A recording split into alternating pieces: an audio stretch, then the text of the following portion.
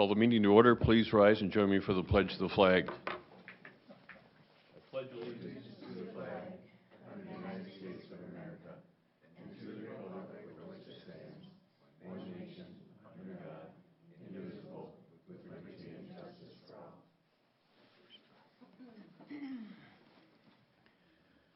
Okay, we'll begin this evening with our open forum. Is there anyone that would like to come forward and address the board at this time?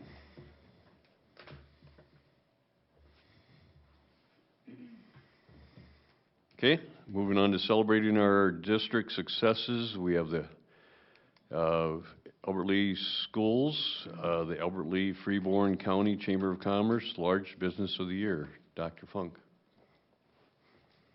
Thank you, Chair Peterson. So it's my privilege, my honor to share with you the fact that our school district won the Large Business of the Year from the Chamber of Commerce, and submit a few comments at the meeting that night. This is clearly a team effort from a lot of people involved.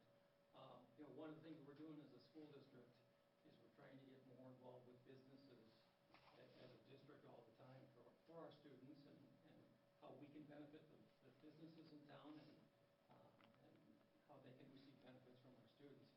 But in addition to that, we have a number of individuals within this district who participate in a significant number of community events within the chamber or committees. We have, we hear often on your board reports, the Business Education Committee. We've got people on the Government Committee. We have people who, there's an HR committee who gets together. And it's really just a good indication on how our school district is working with the business partners within our community to receive this recognition. So I'm very proud as your superintendent to have accepted this award on behalf of the school district. So good news. Thank you.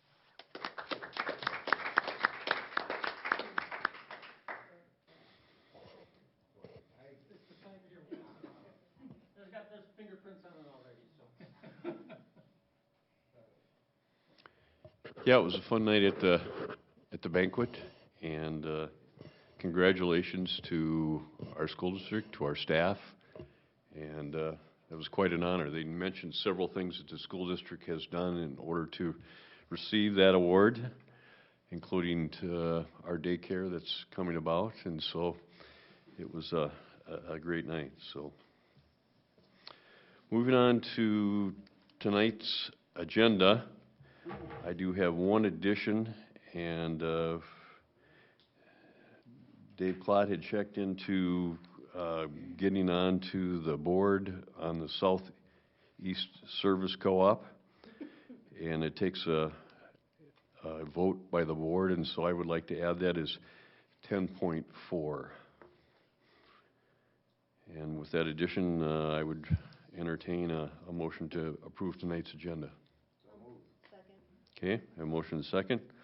All those in favor of approving tonight's agenda signify by saying aye. Aye. Aye. Pose same sign. Motion carries. Next we have the consent items. And I think everyone's had plenty of time to review that. Is there a motion? Okay, is there a second? Second. Okay, we have a motion and a second. All those in favor of approving tonight's consent items signify by saying aye. Aye. Aye. Pose same sign.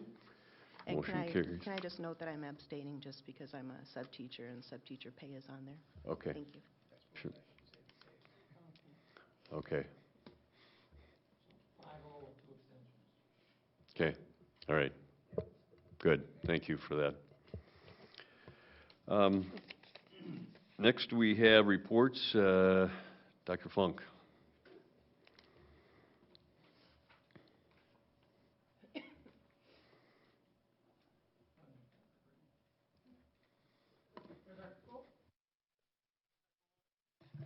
Once again, I was going to try to include these in every update to the board on an annual basis or a monthly basis here. Next slide. So daycare update, I noticed we mentioned it. The build out is coming along. What I would like to do as part of our study session in November is to take a look at the daycare.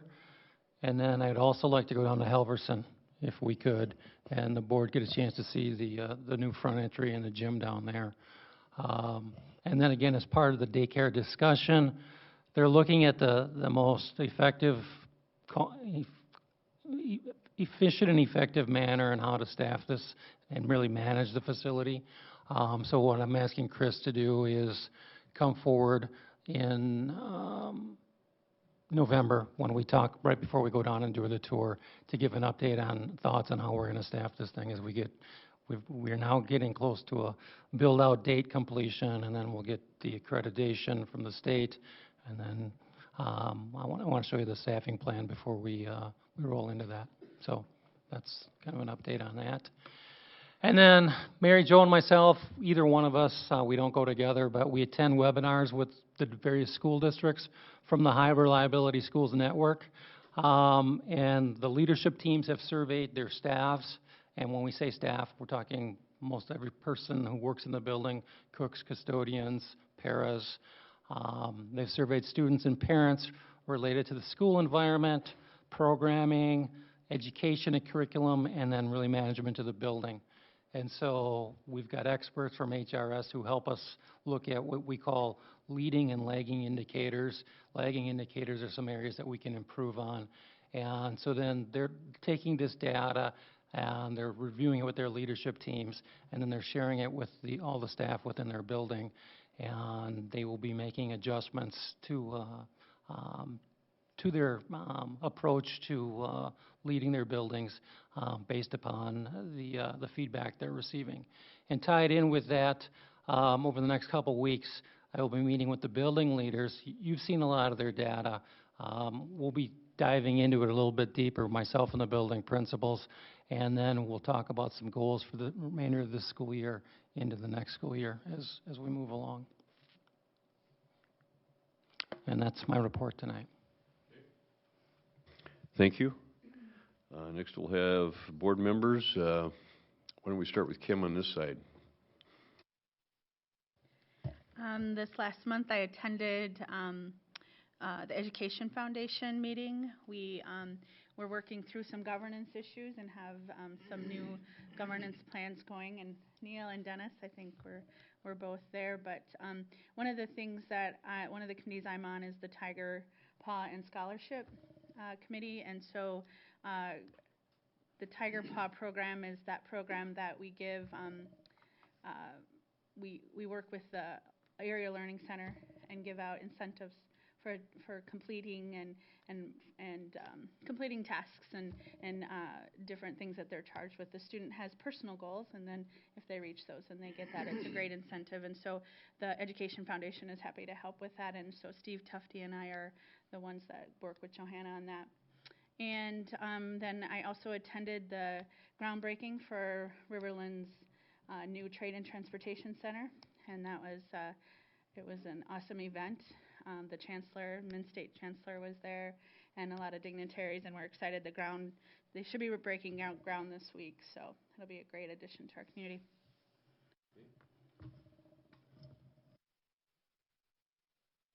Yeah, I'm on the same committees as Kim, both the Business Ed Committee for the Chamber of Commerce and the Education Foundation Committee, and that committee has subcommittees, as Kim pointed out. And I'm on the governance one, so Brad Kirshner and I, and Dennis is on that also, met and went over some bylaw issues and so on. Rather tedious and mundane, so I won't take up your time. I'm also involved in an Education Foundation as a sort of record keeper, I guess. I'm in charge of the web page, and I'm in charge of updating the binders, and that required a little bit of updating. I'm still scavenging around trying to find bios and photos and whatnot. And and there's a PowerPoint. All this is for the banquet that honors the distinguished alumni and now distinguished educators. So that's an interesting diversion from my normal day. And that's about it. Okay, Thank you. I attended the Family Services Collaborative meeting. We discussed sustainability of the collaborative, discussed revising the bylaws and other foundational documents, and funding for the Pride surveys. And I'm wondering, can we get an update on the donor wall at the new stadium, if there's anything that's moving with that? Thank you. I'm meeting with the architects and a couple of the individuals I think it's going to be Friday this week. Just for your information, Neil and I have participated in 2 meetings with them to discuss the donor wall. So hopefully we're moving forward on that.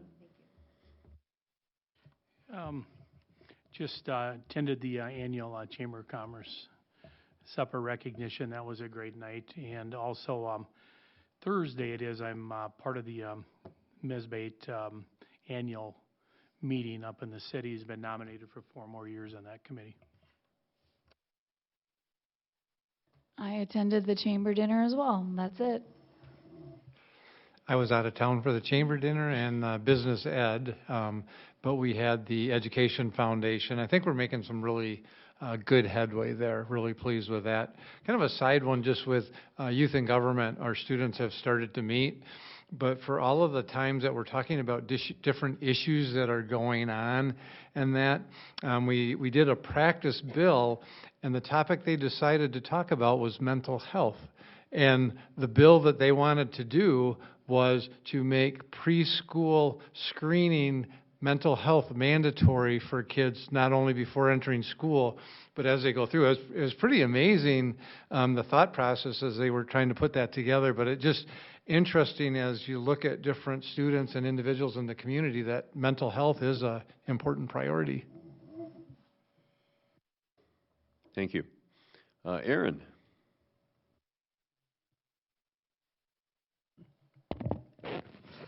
So as most of you know, we had homecoming at the high school just a couple weeks ago, and I was given the privilege of co-emceeing the coronation ceremony there with my fellow student council member Dominica Ekstrom, and we crowned Connor Veldman as king and Drea Sheridan as the queen. And the events that we had throughout the week, like Pep Fest, Field Day, and our high school and a lot of the elementary school dress-up days sound like they went off without a hitch and were enjoyed by a vast majority of students. The Alberta High School Tiger Symphonic and Concert Bands are having a concert this Friday at the high school starting at 7 p.m. And next week is College Knowledge Month at the high school. College Knowledge Week. Okay, thanks, Aaron. I think homecoming night, for those that attended, it was great to see the attendance was great, and the game didn't turn out the way we wanted to, but it was still fun to be there and see everyone. Moving on to curriculum and instruction, our Southwest Middle School update. Chris Dibble.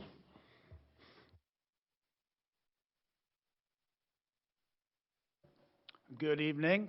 First of all, we had our first day of professional development. Those extra days, remember, you gave us last spring. Fantastic day of teacher learning today. I know at Southwest, I'm sure Mark will talk about it too, but we started with some number talks. Went over our HRS, our high reliability schools data all day today. We came back with some talk, read, talk, write, which is another strategy we're using to get students talking. And we actually ended with the pacer. So excuse me if I look a little dead. The pacer's tough, isn't it?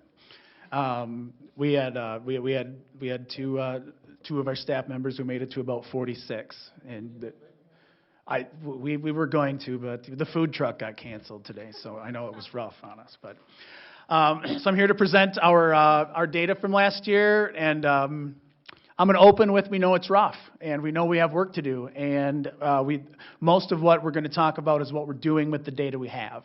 And so as we go to each slide, we will tell a little bit about what it is.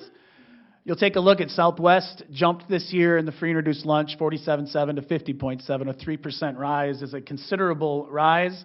The state average is 36.4 for those who are interested in state averages. So if you take a look at where we are compared to the state, as we move forward in the slides, I'd like you to keep in mind that we're not making excuses, but these are some of the battles that we fight each and every day. So what we're going to do after this slide, at the end I have another slide that kind of recaps this slide with what we're going to do to make things better for our students at Southwest. So the next one on here, as we get into our math numbers, I believe, yep. Our math academic achievement is very, very low. 38.2% is not acceptable for us, and we know that. The past couple years, our main goal has been in reading, and it shows that we've done a lot of reading strategies as our reading is not dropping at as much of a rate. This year, we did add a math goal as well, so we can incorporate some of the strategies we use on a daily basis to incorporate math in a lot of our content areas. I would like to point out here that the state is also on a little bit of a slide, 59.2, 57.7, 55.5. We reflect that, and we reflect that slide, but we know it's not okay. One of the things we did today was bring in the number talks. Chris Quisley, our math guru in the district, that's not her real title, I know. It's our math and instructional leader. Came in and did number talks today, which is all about processing math, using your voice and going through the procedural side for number talks. So we're going to incorporate that into our science classes. History is going to use it to talk about dates and have students actually talk things through, because a talking student is an engaged student, and an engaged student learns. So that's one of the ways we're going to highlight this, the math that we have going. The other three math slides here, I have the clicker now. Our growth, our low and medium, our high and medium growth, we're in that 60% range, which is okay, but the low growth of 39% for Southwest is not acceptable. So we're going to start looking at those individual students more and making sure that we're pushing them forward and using those strategies I talked about earlier to push our level of growth and proficiency higher. This is sixth grade math. Sixth grade's a tough grade because you are getting all the students together for the first time. So we spend the first few weeks really learning where they are so we can meet the students where they are. At this point in the quarter, we're at that spot. And once again, we are incorporating a math goal so it goes across the other content areas more so we can push this one higher. Grade 7 at the 39.9, also showing that same slide that the state does. This was the first spot where we're seeing part of the issue that the high school has. We're seeing that participation number starting to drop. I am afraid that the trend that's been coming down the hill from the high school is starting to hit us as well. And we're trying to figure out what we can do to get kids to not only take the test, but to take it seriously. Because as we know, the tests don't mean a lot for the students themselves, but we use these numbers to find out what we're doing well or where we need to improve. I know we are already talking about changing the structure of our testing for both 6th and 7th, as we used to break it up into hour-long blocks over 4 or 5 days. This year we're looking at a longer block to properly prepare them for a longer test at the 6th and 7th grade level as opposed to how it was done. So that's one change we're going to try to make to see if we can make the information more reliable for us to use. And here's the growth again. We're at that medium and a high growth at about 65%. Really concentrate on that 35% that's showing low growth. And we'll get into a couple slides on where some of that low growth is happening, and we know that we've added and we know we have to add a lot of strategies, and we have over the past few months. So here's reading. You'll see that with our math at 38.8, reading's at 54.4 because that's one of our concentrated points of concentration here in the past few years with our school-wide goals. We actually had an uptick last year, and then we dropped back down a little bit this year, kind of close to what the state reflects. And the strategies we've been incorporating across the board is reflecting that this is not, that we aren't sliding quite as much in reading as we have in math. And so we are going to try to ensure that by adding the math goal and those strategies, we get the same type of effect we have here. There's a small growth in the does not meet almost all the way across the board, though we also it had a growth in exceeds as well. And so we're talking the top and bottom, but our strategies are really going to be based on getting those people in the middle to shift to a higher level. And here's the reading growth for Southwest again in that 66% range. We're right in that third of low growth, which we are going to push higher. Academic achievement here at grade 6, 58%, which is higher. They incorporated a new strategy last year called signposts, which is a way to read and understand the reading that you're doing, that the 2 6th grade classes did. So that as we move through, that strategy should be once you teach it once, you know it works, and it should boost scores again this year. And that's grade 7. Notice again the drop in the percent tested at that 7th grade level. It doesn't seem like much, but it's been a couple percentage points a year. 50% here compared to the 57.9 at the state. And the growth again at 60%, with right around a third of the students showing low growth. This is an area we've been concentrating on a lot over the summer since we saw these preliminary numbers last year. We've had a rather large influx of our EL students. We've moved our English language teacher to a full-time position at Southwest based on numbers, and we are getting some additional help for an hour and a half every afternoon from a teacher who we share with Sibley. And so we've upped the amount of staff working with our EL students. We've also brought in Dr. Amy Young from the Minnesota Department of Education to give us some strategies to use. That's where we're getting Talk, Read, Talk, Write, which is a strategy that gets students who aren't native English speakers to talk in the classroom. And so a student talking is an engaged learner, and an engaged learner learns more quickly and with better understanding.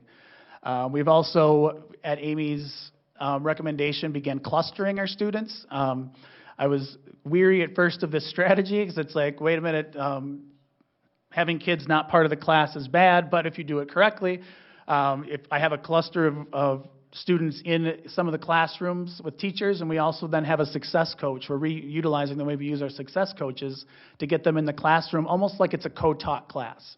And so you have the clusters of students that can be assisted by the success coach in that classroom for both our Spanish and Korean learners. And so we're seeing how these strategies work. And I know from our meeting last Monday, we had the Spanish-speaking meeting. We are getting more people involved in the school, and those students are coming along at a faster rate than we've seen at the beginning of school years in the past. But definitely a point of emphasis for us, with only 13% of our students meeting the target for proficiency and just under 40% for personal growth. This is one we are celebrating, though, at Southwest, is the consistent attendance, or students that are 90% or more, went up this year. We're above the state average, above the district average, and for middle school students, the hardest part is to get them in the school and then to get them engaged.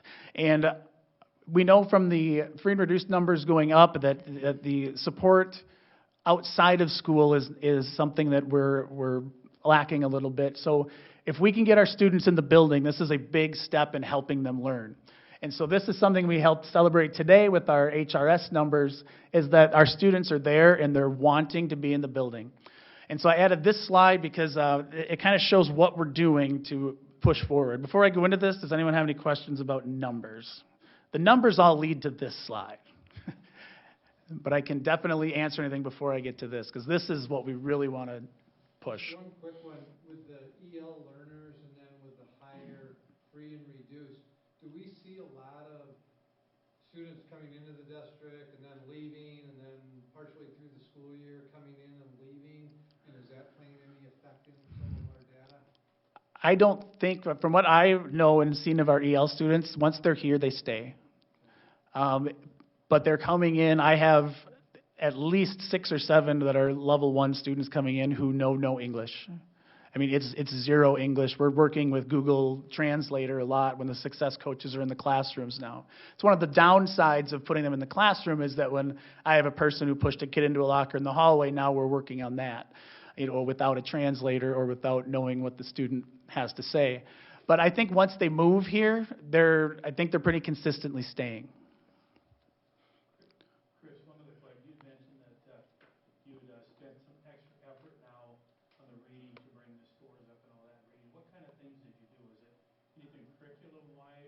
Yeah, the strategies that we teach in professional development had pushed, higher reading levels. And of course, I'm drawing a blank on what some of those strategies are right now. But when we meet as a full staff, you have to find something that'll incorporate into every content area, from your music and your art, and your STEM all the way up to your reading, history. And so a lot of what we've done is, take the strategies that we know increase reading comprehension and use those across the board. So is that something that you're planning on doing with math? Yes. We look for Because it was always a thought that, well, if you can't read, you can't do math. Because if it's a story problem and you can't read the story problem, then you can't do math. Well, now we've got our students up where they're reading and they're still not doing the math. So now we have to find different strategies to use. And this number talks is one of the ones that we're using district-wide. And we're going to concentrate it on, we did an hour of it this morning with Chris Quisley to make sure that everyone understands the process behind it, to try to get our kids thinking in more of a mathematical mindset. I had a question back on, so when we're talking about that our district is having the same kind of slide that the state has, it seems a little more concerning than that. It looks like over the past 2 years, the state in math had a slide of 4. As a district, we had 11 there in Southwest. Reading was better. Looks like the state had 2, but we had double that here in the district. But as on the ELL slide, the progress toward target and meeting target, what do you attribute the difference in Southwest, right there, Southwest compared to the school district numbers? I would say influx of numbers. We've gotten more, and it wasn't I think we've reflected the staffing to show our current numbers now. We had a part-time person before who was split as the district coordinator. So I believe last year we had a 0.6 EL person who was 0.4 district, and now we've shifted that to a full-time person because of the needs that we have coming into Southwest. Okay, so you're shifting, so this you're attributing to less staff being present at Southwest for the EL? Yeah, not as much support for the students. Okay, Yep. thank you. And your first question, I think, was the state slide. Yeah, we're definitely magnified to what the state is. We have a smaller number of people, so the magnification, you're talking about 5 or 270 kids per grade, as opposed to 600,000. And so the state tends to move slower, but we look at the trends. And we don't like the trends. We're going to make try to trend the other way. But I like to look, instead of looking at how much the line moves, how the line moves when you're talking about numbers. Can you explain that a little bit, please? Yeah, so a smaller percentage, so you're dealing with a larger mass of people. When you're talking 600,000, it takes a huge shift to move the numbers down. With us, it can shift, a couple kids a couple high flyers who don't take the test, or a bad testing day can be reflected a lot more in the smaller numbers. What did you do to get the attendance up? Congratulations on that. So one of them is we're really building relationships with the kids who come in the building. I've been impressed since I got to Southwest about how much our teachers care about the students that walk in that door. One of the things, that'll go right into this, so I'm going to go on with this one right here. First of all, we added our special education teachers into our advisory program. So we've reduced the advisory numbers from it was at 2021 last year to 15 or 16 this year. So every student has a 15-to-1 ratio in that 25-minute advisory program where you get to really build a relationship. You can meet parents. You can talk to that kid every day for those 25 minutes and make sure that you're developing that personal relationship. The top 20 curriculum that the high school's been using for the last 4 or 5 years, we went all out on this year. And it really helps students make those positive choices and know that we care about them at school and that they're able to they're able to tell us what they feel is bothering them or how school could be better. And it's, once again, a relationship piece. And so that top 20 curriculum really identifies each student and makes them make positive choices, not only at school, but also at home in their community. I've talked to a few parents who I've used the vocabulary with, and they're like, oh, I see where that's coming from now. You're using that above the line, below the line, top 20, bottom 80. They're using it not just in school, but at home as well. Our best practice strategies, such as talk, read, talk, write, and number talks in all subjects, are really getting that individual student a chance to demonstrate what they know, not only to their peers, but to their teachers as well. And then our celebration of our safe and collaborative environment that gives each individual student a reason to come to Southwest every day. Our numbers in terms of the parents and the students giving us feedback on what we do well, we do, and the data shows us now that we do a good job making the kids feel welcome. Our next step is making sure that they feel engaged and making them feel safe is step number one in that. Just to comment on the opt-out, the percentage that took the testing actually dropped, and would you contribute that to that opt-out? I know that the Minneapolis Tribune has had a big article regarding that. Is it being a problem across the whole state? Yeah, I don't know if I'm ready to put that out there as that's why we dropped. I think there's things we need to do to get better, but I'm sure it contributes. What's the correlate, so how does that work for the opt-out if they're an ELL? Do they automatically go in there, like those students that can't read English or can't speak it? Do they automatically go in the opt-out, or how does that 13%? Okay. Yeah, that's on the access test is used on that set of data, but they still take the MCAs, and they rarely opt out. Okay, so that 13% proficiency that we saw, that correlates to all of our data? Is that, meaning, you know what I'm getting at? Yep, I'm gonna check which the 13% is meeting the access target. Yep, so the proficiency is for the access test. They all do take the MCA test. They can opt out, but very few do. Growth was at 40% for EL, so it's not as low as the proficiency one. So when a EL student takes the test and is new to the district, this year we have quite a few families that came from Puerto Rico due to the hurricane. So English language development is at the very beginning stages.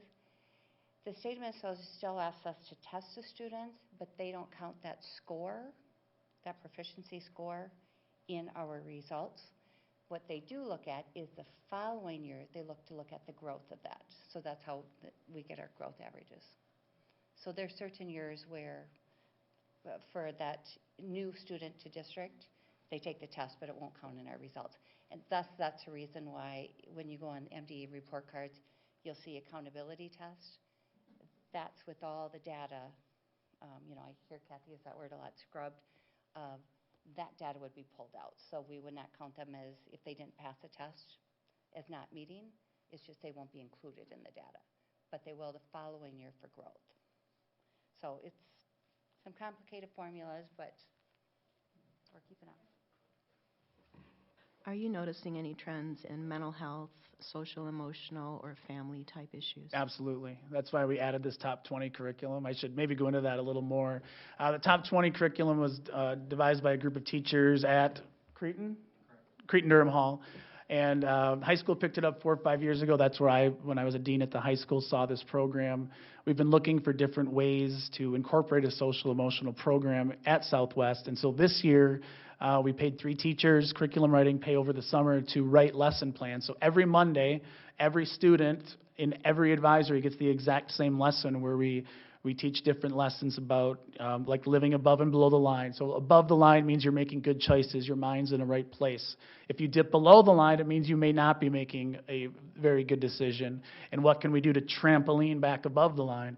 Those are all terms that the students are learning. We talk about submarining and staying below the line for far too long, and how sometimes you got to come up for air. But all these are because of the situations we've seen where students come in and need that extra support. Our assistant principal and 2 social workers, along with our shared counselor from the ALC for our Tiger program, are very, very busy people with some high needs kids. But I can tell you this, just talking to kids in the hallway, it's making a difference.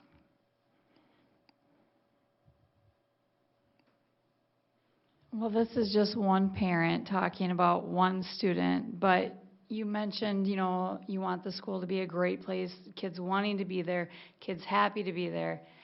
I was so scared for my son to go to middle school, and he's just loved it. Good. So I'm hoping and I'm guessing that most of the other students are feeling the same. So thank you for everything you and all the other staff are doing.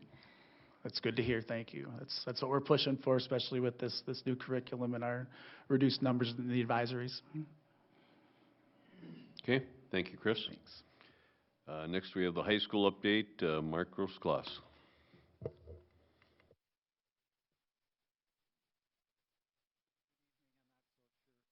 Good evening. I'm not so sure I'll be as eloquent as my predecessor there, but we'll get through this.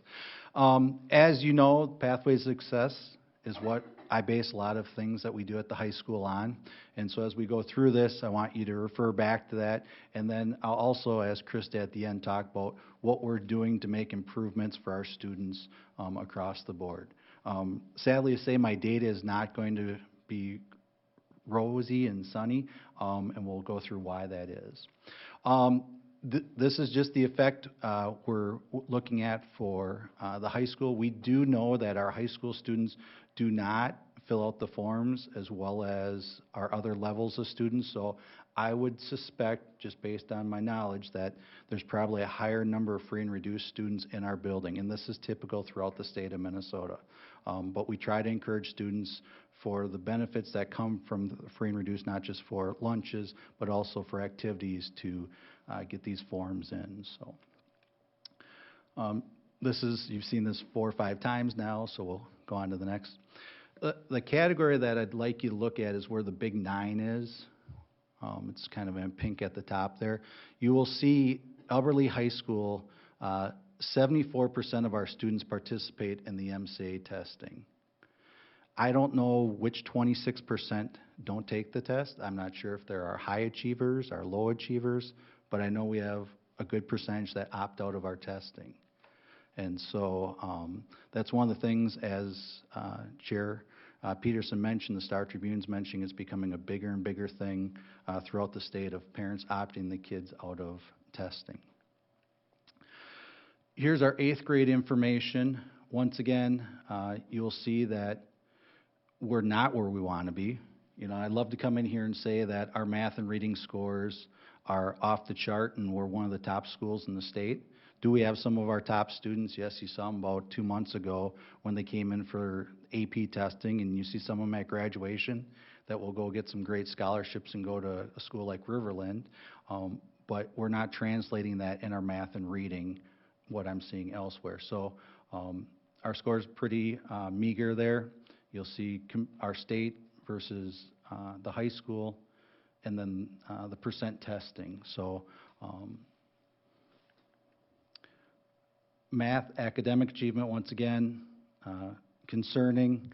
We're working, tomorrow we actually have our science group 6 through 12 is meeting to look at curriculum stuff.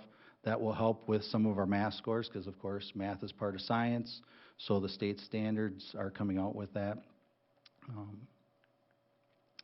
Our growth is not acceptable if you look at it. Our low growth in both our 8th and 11th grade. If you remember back to last year, we had 2 students that commented on the testing that they took. One talked about why she opted out, and the other student talked about why she opted in. And so, as you know, we have a variety of students and a variety of parents looking at this. Reading achievement, once again, we're not where we need to be. We know we have work here to do. We have some teachers working very hard to help students with this, but it needs to improve. 8th grade. And anytime through this, please stop me if I'm going through the slides too quick.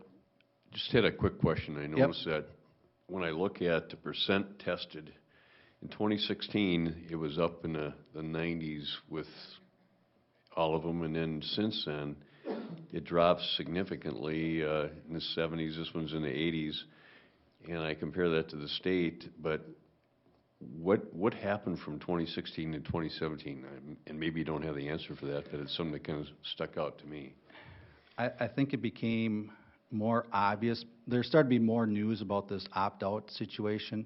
I believe it's Minneapolis Southwest that got a lot of attention nationally because they're a high-achieving school, and they had a large amount of students that opted out, and people are like, hold it, you're one of the top schools. And so I think it became known to people that you could opt out. I think it became more prevalent that that was an option versus people just assume their kids need to take the test.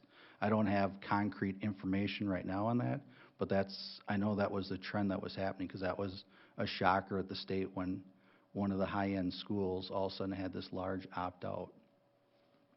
When did it become an option? Has it always been an option? Do you know? I think it's been an option, but I think part of the change, and Kathy, you were living through this with me. At some point, we had to publicize that you can start to opt out of the test. And I think when we began to publicize that you can opt out of the test, we started to see a snowball of people opting out of the test. Which our district seemed to be more than any other than one in the Big Nine. Mhm. It would have all, that was a state mandate to publish at that point. So everyone would have had to. Right. It's just if they published it or they put it on the back wall somewhere. I don't think, I'm sure they had to do it some way. You have to publish it on your website, and you have to put it in the student handbook. The other thing to your question, Ken, I would say about, and this doesn't impact grade 8, but it certainly does for the grade 11 students. About 2016, 15 or 16, we went all in on AP, and suddenly we had just a handful of kids take an AP test, and then we went to 200 students taking it. So when kids are faced with, okay, I've got these AP exams, I've got the ACT now my junior year, which is a relatively new all-in, I would say, in the last 5 years as well. I think, and Aaron, you can pipe in anytime you want here, but I think that what we're seeing with families, and I can tell you from my personal experience in my family, kids were being tested. We have so many tests coming our way. This MCA means nothing to me, but AP certainly does and ACT does. And I think those are part of the reason you're seeing the changes there. Can you go back to the math for 11th grade?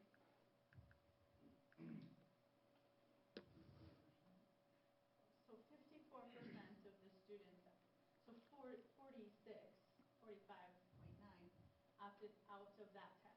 Correct. And so when you go all the way over the percentage difference, you could really correlate that to where the state's performing. You could. You Yeah. could. I had a parent today, all of you would see this parent and be, wow, this is a top-notch parent in our district. And she emphasized with her children, you need to take these tests serious. And they all took them, but she says, I can't guarantee you they took them serious. So especially, I would say this happens with our 11th graders. As Dr. Funk has said, they're preparing for AP. Their ACT test is in April. And so, as you heard from a student last year, that's what her strategy was. And you said you don't know the breakout of that 26%. Can you find that out? I don't know if we can break it down, like, are you asking to find out? Yeah, we probably could. We could give you general information, which would be, I think it'd be good information for the board to take a look at, but I think we could. We would just have to make sure that nothing could be identified. But I think we could.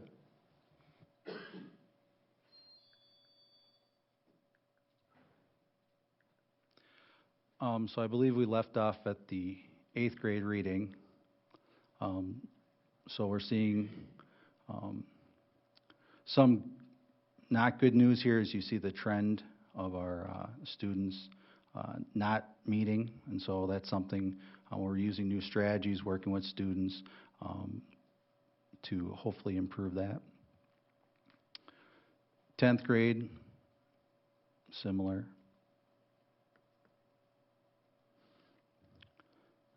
The 8th grade one is very concerning with the low growth that we're seeing there. A little better with our 10th graders. So, but if you look at the number of students taking the test in 11th grade, you'll notice that's quite different than our class. And what was the percentage of 8th graders taking it there?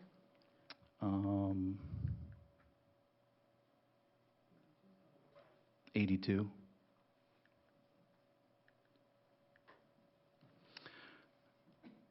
Here's our science test, an area that um, staying pretty steady. As I mentioned, we're looking, hopefully the state finalizes the science standards, and we're working on those 6/12 tomorrow with our science group. And of note here, in 2016, we did have higher percentage taking it, and then we were down to 82% this year, but the scores really did not drop correspondingly to that drop in percentage. They stayed more stable, and they were still lower. Do you think that, it's like how aware, so there's the students who are opting out, right, or the parents are opting them out, and then there's the students that are taking it. How aware, I'm guessing quite, are the students who are taking it, how aware are they of all those that have opted out? I'm sure by 11th grade, they're very aware with the high percentage of that. I would say that there are some students that take it just because we ask them to take it. I will tell you from my experience that, for example, I've had students go in to take the test, and they just do it because we ask them to do it. They probably don't have the parent support that would tell them that there's the opt-out, or the group of friends that would let them know, and so they just go and take the test and do the best that they can probably. I would suspect they're probably not our stronger students, though.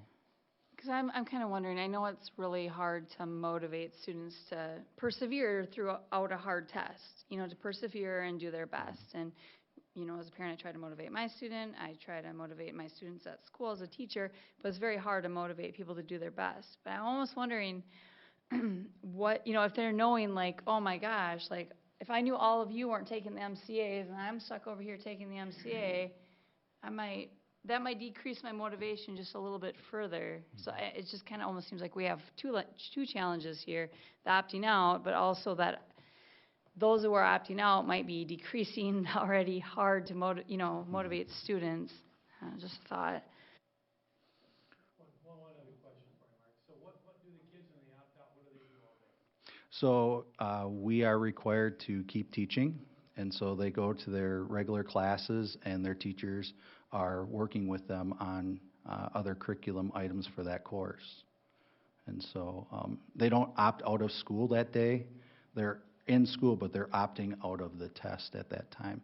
I do know that our assistant principal works really hard to encourage them, and she makes sure that she sends out another notice, another invite. We do 2 or 3 invites to, oh, you were gone yesterday, here's another time you can take it. We can, based on availability, we try to be flexible on that, but we try to capture as many students taking the test as possible. Yeah, and just to add on to what Angie was saying, yeah, that definitely does happen to high school. Especially, I remember back in 7th grade, whenever the MCAs start coming around, it becomes part of the daily discussion among your friend groups and stuff like that.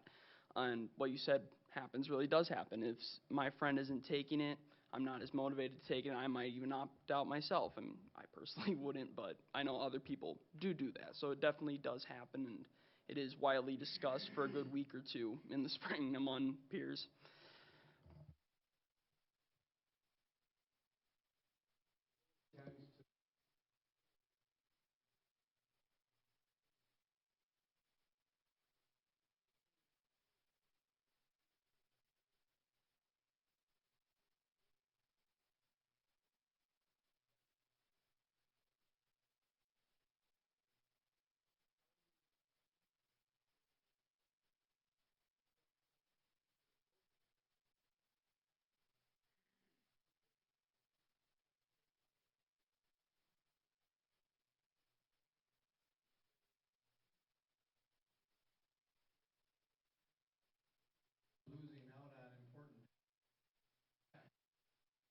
2013 was the last year that they required to take the test for graduation purposes.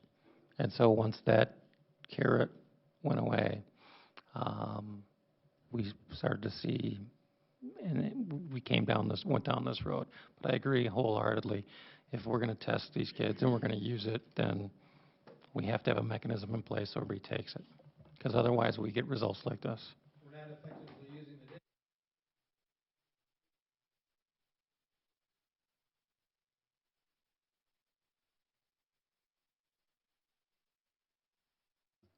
I don't suppose it's possible that the district can follow the suit of the students and opt out of giving the tests? I'll have to get back to you on that one. I would prefer that. You mean it's a possibility? I don't know. Like I said, I will have to get back to you on that one. Our next slide with our English learners. We are working on this. We have implemented some new strategies. Mr. Dibble mentioned Dr. Young working with our staff. One of the things that happens at the high schools, I'm more concerned with what their plans are after high school for our EL students from the standpoint of they can be in our building for a number of years, but how are we setting them up to be successful? So for example, right now I have 2 students from Puerto Rico that speak no English, and they're sitting in our classes all day. So we have our success coach working with them to try to help out. Students are helping out. We know they're very brilliant young people because I can see that in their math scores. When a Spanish-speaking student explains to them what's going on in math, they can show that progress. So we're working on this, but I always have that question for families: what is the goal for your student? Just like any other family, but as they're coming to the United States, as they're here, what is the plan? Is it a college? Is it a 2-year school? Is it work? What's going on? And so it's more than just the numbers here of working with our EL students. We need to find out what families' goals are and what the students' goals are, because we've had some students, which is really exciting, that come. Some of our Corinne students that came to Alberley High School probably were EL1, ended up getting a college degree, and now come and work with us as success coaches, which is marvelous. And then I talked to some of our EL students, and their goal is just to go work, because that's what they want to do. And so how do we set them up to get the best that they can? And so long term, we hope that these numbers rise, but with influx of students, and as I talk to our success coaches, we are a destination for some groups right now. And so that's a good thing, but how do we help serve them and give them the best opportunity possible? So we're working on this, as you see. And Mark, I commend you on that, and the unfortunate reality is that we are held accountable and measured not to the extent that we do what you're doing, but rather to the extent that students perform on a test, which is essentially designed to measure how well they are prepared for college. Mm-hmm. This shows our graduation rate. As you know, back to the first slide, our goal as a district is 90%. I've had a lot of heartburn over these numbers because the state and I don't agree on how they calculate them. You'll notice there that there's a 6% underneath the high school. It's a little number there. That is for students continuing after graduation. They could be EL students. They could be special ed students going to the 18 to 21 program. And so we work with the Southeast Cooperative Group, and they have taken my comments back to MDE and explained to them that we have to look at the 7 years a more accurate number, because we do have students in our 18 to 21 program. They complete the requirements, but due to regulations, they don't graduate from Alberley High School till they're done with that program. Well, that, right now, the way they have the data set up counts against us, which is not fair to the students, the school district, or the staff. So, you know, truly our 7-year number is what I think we should be looking at. How are we meeting those needs due to different circumstances that students have coming there? One of the things also you'll notice, if you look at our different populations, there's different things going on, and I would want to pull the numbers of like the percentage of Asian students to find out what the details are on that, because that number seems very low to me compared to what I see in my building. So, Mark, at a future board meeting, I think that it would be very interesting, and I don't know if you have this data, but Jeff, I think this is something you could take a look at. We've had the academy how many years now? 4 or 5? 4? 4. I think the first class that graduated this past spring was the first class with the academy. Like to see if we could look at those numbers, because we put the academies in place so that kids would have a common group of teachers, smaller experience, really dedicated effort at reducing failure at the 9th grade level, to see if that's had any impact upon your graduation rates. And we could get that data. I think it's going to be hard to get statistics. A lot of it we're going to have to look at is graduation rates. Do we see a difference in graduation rates compared to previous 9th grade classes? Do we see a decrease in the number of students having to take credit recovery? I think that's a big thing because credit recovery can be difficult for students to make up the courses they failed previously. So where's the academy making positive trends that way? So yeah, we can get that information. Attendance is, Could you go oh, back? sorry, yep.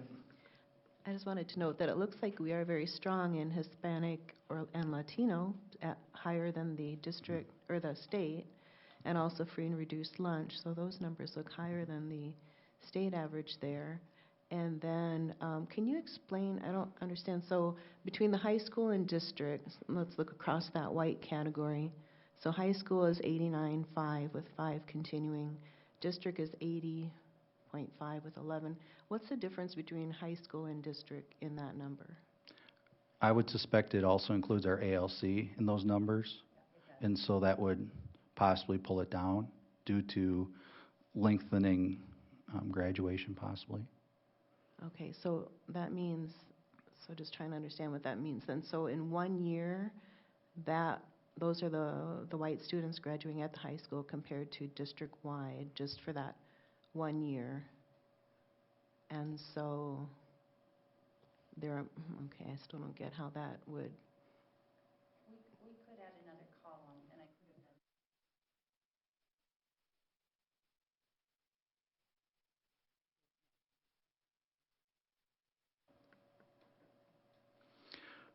done. Attendance is something that we work very hard with the county.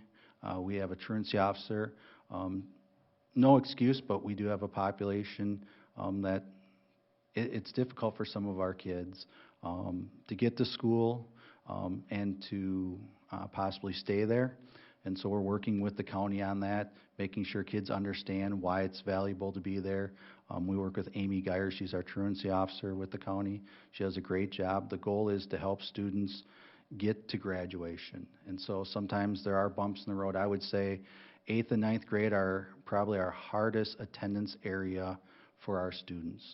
We see more absentee in those 2 grade levels than I do in my junior and senior. My seniors maybe in the spring skew that a little bit, but generally we've made connections with kids by 10th, 11th, and 12th grade, and a lot of life things have kind of worked themselves out.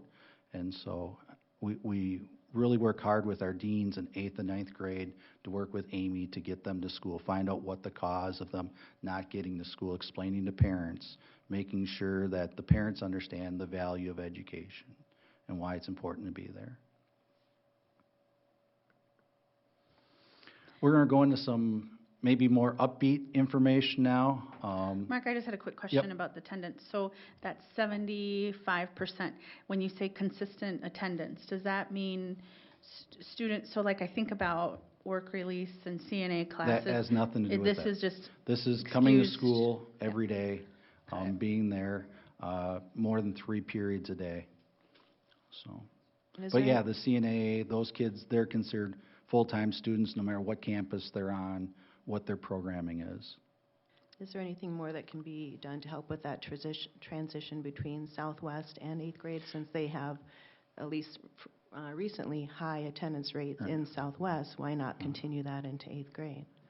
We work with them when they come in as, we have that one day that's been provided to us to work with them. It is just a tough transition, tough age group to do, and so we just keep working with it. I don't have a magic answer, I don't know. We just keep working with students and their parents. The school board a few years ago promoted, well, we've been doing PSEO for a while now, and there's an option for some of our kids to get college credit in courses. We offer a number of courses for students to take, either through Riverland Community College, where most of our students go, or they can do full PSEO outside of the high school. Right now, I think we have 2 students that are full-time PSEO.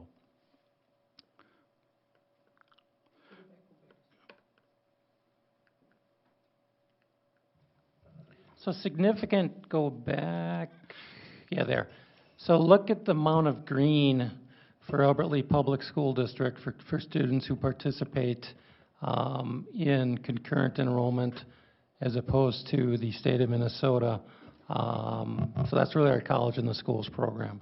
So considerably more here in Albert Lee for the kids that earn the college credit.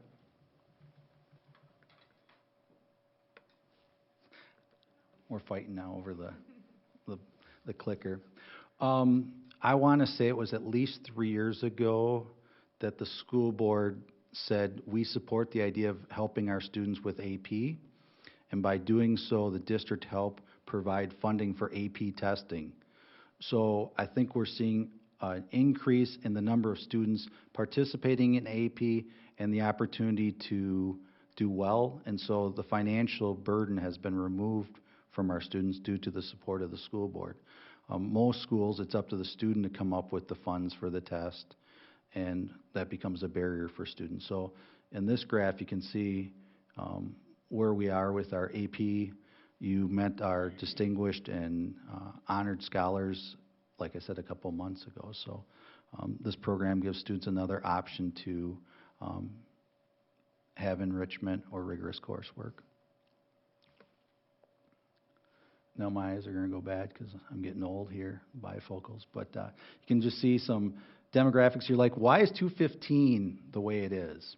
Well, 215, we basically had one student taking AP courses on their own, and that's why 100%, and the student is on a full ride academically, I believe, to Wisconsin. So he was one of our top graduates. But our students are given this opportunity.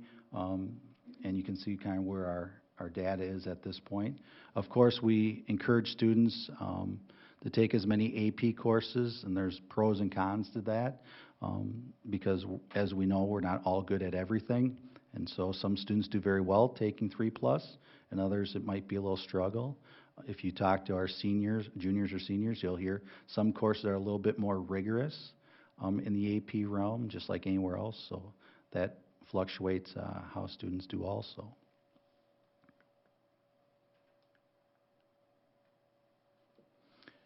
Here's our most current numbers. You'll see the total number of students taking tests. And if it was not for the school board's funding, this would not be, these numbers would not be close. I don't think we'd have as many students taking exams. I think it would be less than 100 exams, probably closer to 50. What is the cost? I want to say it's right around $60, $60 to $75. I have to double check what it is. There's some free and reduced numbers we get back and stuff. Mark, I think you could also add that probably our scores would be higher if we did encourage everybody to take the test. That is true. If there weren't as many students taking it, our scores would go up. I think the benefit of our students having the opportunity, if they're taking it, gives them the preparation for the next step beyond high school. Now, I wish I could tell you all the students have that attitude when they take the test. I'm sure there's some, just like all testing, that kind of, well, I'm going to take it. But I do know some students, we had a student last year that getting the AP scores at their college meant they had to get 5s. And so I know that student took it very, very serious. And you'll see a little bit between our college and the schools and AP where they get both credits. Our CIS AP courses, our AP scores are a little bit lower. Our students already know they get the college credit, so it might not be as much of a push as our macro and our AP psych. So just, you know, being a typical teenager and human being, the factor of knowing if you got credit already or if you have to get credit based on the test. ACT achievement, Remember, a number of years ago, I would believe it's probably around the 2015, based on the data, the state of Minnesota asked all high school juniors to take the ACT. They funded it for, I think, 2 years, and there might have been a penalty, and then we got a third year partial. Our district has said, when the funding was going to change, that we still want all juniors to have that opportunity. Last year was the first year that we looked and said, hold it, maybe it's not best for all juniors to take the ACT. And so last year, a slide will come up in just a second, we started offering 3 choices for our juniors to meet their needs versus what the scholar here might think. And so this will come up in what now. So you've seen a lot of data. Some of it does not reflect well on us, but one of the things, as I mentioned, if you look under 2019 there, we gave students the opportunity last year to take the ACT, the ASVAB, or AccuPlacer on the exact same date at the exact same time. The goal is for our students that know they want to go on to a 4-year college, take the ACT, take it serious, do the best you can. If you realize that that's not your pathway, what test works best for you? So if you're looking at going in the military, the ASVAB is the test you want to take, because that will help you and help the recruiters know where you're going to go and benefit you with education and training. If you say, hold it, I don't think a 4-year school is really what I want, I'd like to go to a 2-year school, the AccuPlacer is what those students need to take.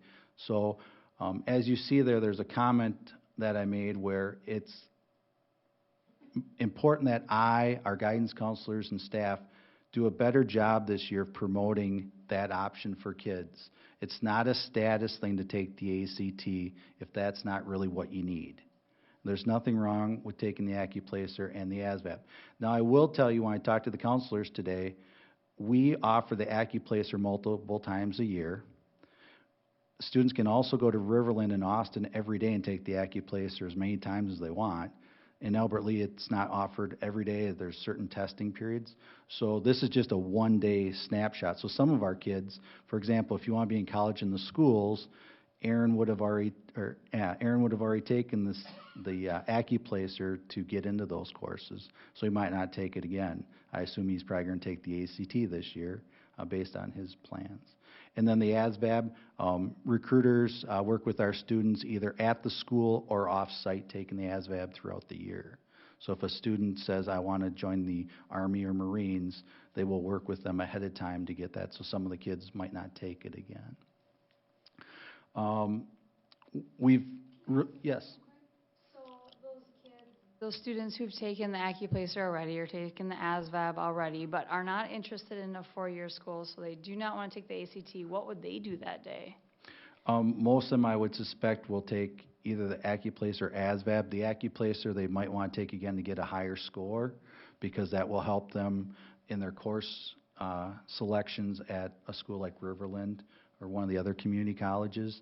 The ASVAB, it's all based on where your placement is as you enter the military, what skill set you can do, different levels. Hopefully I'm saying that right, Dr. Funk, in your previous experience. One thing that we did today is we appreciate the day today for staff development. That was a huge benefit. Yeah, I think if you contacted the high school teachers, they talked about how having this day set aside for staff development was super beneficial to them. We spent the morning digging through our HRS results. So we have our students, parents, and staff results. Our students scored us higher than any other group on level 1 in safe, collaborative, supportive school, which was very exciting for our staff to see that the students feel that they have the support at the high school that they need. So we went through that. One of the things we did was we're working on level 1. They give you 8 leading indicators, 8 areas to look at. Today, what I asked staff to do was provide me information on what are we doing to prove that we're either doing really well at Elberly High School, or what are we going to do to improve those things. And so they came up with data and artifacts. So it was my turn to be the teacher, and they were the student, and I was very pleased with the results that they provided us so that we can move forward in this area that we're looking at. So we spent the morning just working on coming back with the results from our students, staff, and parents, and what are areas we need to work on. And there are strengths we have, and there are weaknesses, of course, and so we got to look at both. Not only with the strengths, we have to continue those strengths. So we can't just say, okay, we made this level, we're excited. We need to be able to redo that year after year after year. So. Did you have the responses from parents? No, but we were told not to, just as many things at the high school, parents at the high school level do not participate as well as at the elementary levels generally. But we were happy with the responses we got. Our students' responses were good, all statistical, valuable information. And so, once again, as we look through things, one of the areas that we looked at today in level 1 was, how does the principal communicate with parents? What can he do better? And so staff gave me a nice big list of what they thought would be things. But we talked about things such as, is tweeting something that is valuable in our community? Is, what are the forms of media? How do you communicate with parents? Is it the school reach? Is it newsletter? How do we reach different parents and how do they get that information in a timely manner? So. What social emotional trends do you see among the high school students? I see a lot of kids that struggle, and it was interesting. On October 11th, we had a video conference with Mario Acosta. He's at one of the high-flying high schools in Austin, Texas, basically. He has 3,000 kids in his building. His number one concern, just like most of ours, is the social-emotional. His kids' social-emotional issues are different than what a lot of our students are dealing with. We have some students in his category that are worried about college and future and stuff. But we do see a lot of students coming with a lot of struggles. Our social workers and our guidance counselors their calendars are pretty well booked all day, and they're dealing with different things that come up throughout the day at school and a lot of things outside of school. And so they and our teachers provide a lot of support. We have a lot of great teachers that build relationships with kids, that kids will come to that teacher before they'll go to a guidance counselor, and then the teacher can refer them to get more help, and then our guidance counselors work to find services in the community that they can provide a list of information. So it is a concern. I think if you ask any high school principal in Minnesota, they're going to say social emotional. What are we doing for that?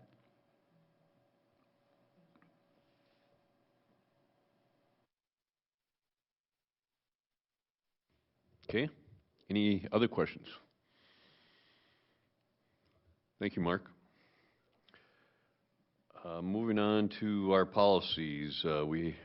Kathy, we have a policy for action, and that's protection and privacy of pupil records. So, turn it to you, Kathy. Yeah, so these 3 policies went to the Policy Review Committee on September 23rd. The first policy is Policy 513.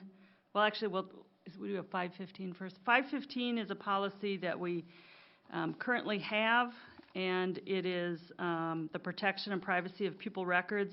And there are just a few items on it that we've added, and I found a little more information out last week at a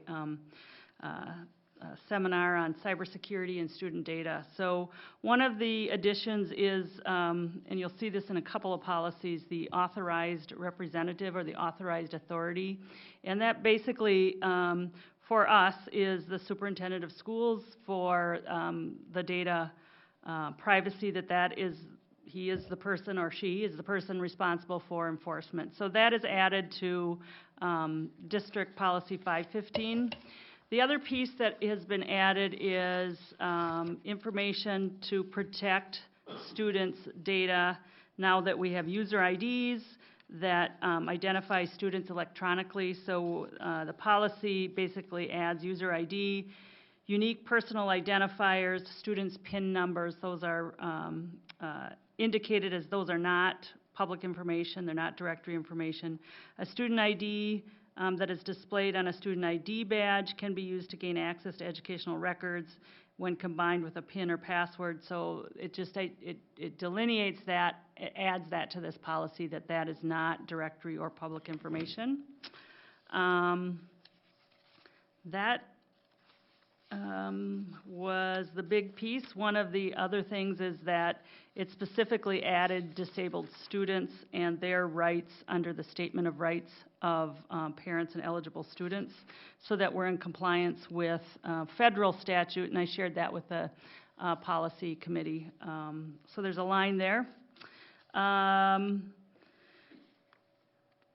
We added information about the staff notification of violent behavior by students, which was added a year ago, so that information is now in our policy. And one of the things that the principals, when they talk to you about updating their school student handbooks, was that they were to add a notice to parents of their consent to receive information, their consent to opt out of giving that information and making it public. And then the high school and ALC have a little bit longer policy that allows students to opt out of having their information sent to military organizations for contact. Other than that, there's some taking out of No Child Left Behind and adding Every Student Succeeds Act. And then one of the items we noted is that there are some laws, federal laws, that have been repealed, and so those are taken out of the end of the policy. So it's a policy we have. It is a lengthy policy. It's important that we protect student data, student records, and as we heard last week at a seminar, is the more data is available electronically, that we make sure our policies keep up with it, but more importantly, our practice. So this is a policy we have. It's just being these revisions. So questions? I know policy committee members. It's pretty exciting stuff, but important. Okay, I'd entertain a motion, please. Okay, we have a motion and a second. Any further discussion? All those in favor of approving the update in Policy 515 for protection and privacy of pupil records signify by saying aye. Aye. Aye. Opposed, same sign.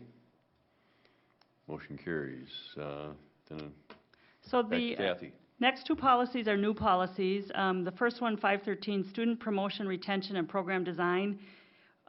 This is a policy that is, because we receive achievement and integration dollars, we must have a policy that documents our practices, which we already have in place. So Mary Jo and Gail Brownlow already have worked to develop guidelines for assessing and identifying students in gifted and talented programs. They have documented procedures for academic acceleration, and they have procedures when it comes to students who are younger than are age to enter kindergarten if they want to enter early. And so we have policies and procedures, and I believe they've talked with you, Gail in particular, in the past couple of years. We now are required to have a policy so that any parent, if they can go out and go to our policy book and see that we have policies and procedures and then pursue those. So that is a new policy. Right? New, right? Yes. Yeah. So, I don't know. Any questions on that? And that's 513? Correct. Okay. Any questions? Move on to policy 722. And so this also is a new policy. MSBA is recommending. There also is the Minnesota Department of Administration is also recommending a policy of some sort. So if somebody from the community wants to make a public data request, what is really required by statute is that you identify the responsible authority, which by statute is the superintendent. And so the way most school districts make this information public is through a policy of some sort. So this is the public data request policy. It also identifies what is government data and what is public data. So it, again, becomes part of our public record in our policy book, and anyone who wishes to make a request for public data would go through the superintendent of schools. There's all kinds of information in here as far as what is public data and that it's recorded, and then some general costs that can be charged. There's two things at the very end, the data practices compliance official and the data practices designee, that would only come into play if the superintendent were unavailable for an extended period of time.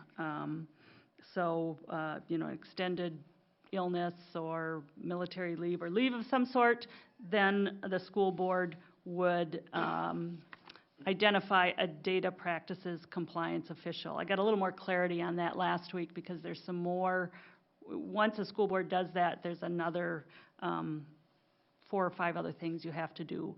So the recommendation is that you not identify a compliance official or a designee, but because that would only come into play if the superintendent were not available due to an extended leave. So that also is a new policy. And the one item in there is it refers to the superintendent as the authorized responsible authority, and that is what needs to be public, that sole information there with the recommendation of this policy. So if the superintendent were indisposed, the district is required to have somebody with a superintendent license, so therefore that individual would assume the role, so we wouldn't need your Right. designee. Right. Okay, thank you very much. Yep. And then we did add 10.4, and that was nomination of Dave Klott to serve on the Southeast Service Cooperative Board of Directors, and I'll make that a motion. Second, again, a motion, a second, okay? So yeah, Dave somebody contacted you sometime in the past week or so on it. So then Dave emailed me today and said, well, how do I go about this? And so then I looked at it and I said, well, the nomination from our board is due November 1st, but it's got to be board approved before November 1st, so that's why we're putting it on the agenda tonight. Okay. So we have motion and a second. Any further discussion? So all those in favor of approving Dave for nomination to this board signify by saying aye. Aye. Pose same sign. Motion carries. So one thing with that, and I'll have Brittany, there's a form, each board member's got to sign off on the form that they're okay with it, so I'll just pass that around quick. Okay. And then I would entertain a motion to adjourn. Is there a second? Okay. Meeting's adjourned.